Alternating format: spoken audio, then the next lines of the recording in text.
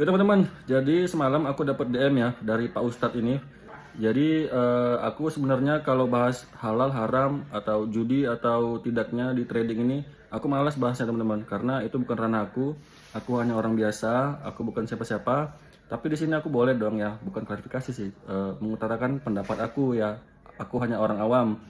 Tapi aku sependapat nih sama Pak Ustadz.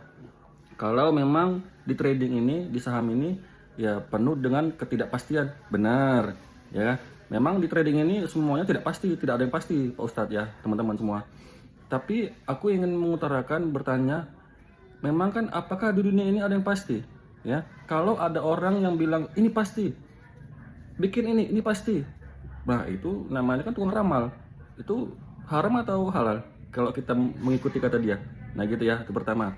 Yang kedua, jadi kalau misalkan yang namanya ketidakpastian, yang menurut saya yang awam ini, yang semalam itu adalah sejarah, yang besok adalah misteri.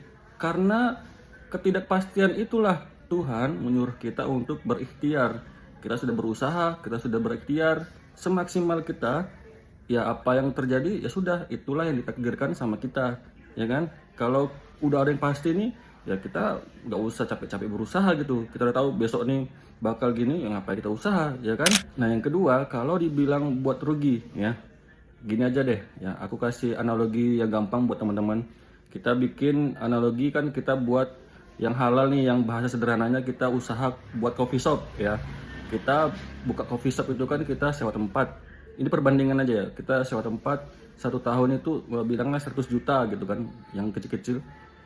Nah, apakah ada kepastian kita buka coffee shop di situ? Apakah ada kepastian itu bakal jalan, bakal laku?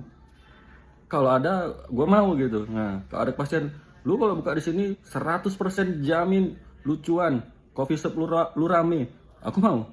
Ya, tapi kan nggak ada kepastian. Bisa jadi nggak jalan, terus 100 jutanya kan hilang angus. Itu nggak rugi? Lebih rugi mana? Kalau kita di trading, kita masuk 100 juta, bilanglah paling bodohnya ya, floating loss-nya itu 50%. Nah, kalau bagi saya tuh udah 50% nggak diapa-apain, didiemin aja. Itu ya trader bodoh gitu kan. Bilanglah 20%, hilang 80 jutanya masih bisa kita ambil. Lebih rugi mana? Yang kita buka coffee shop itu kan hilang semua. Kalau dari segi rugi ya. Nah, jadi kalau misalkan soal sholat ya Pak Ustadz ya kita kan sholat itu kan hanya kita dengan Tuhan ya. Kita nggak mungkin aku sholat aku buat konten, nggak gitu aku. Bahkan kemarin aku sholat di Ajanib aja ada yang nampak.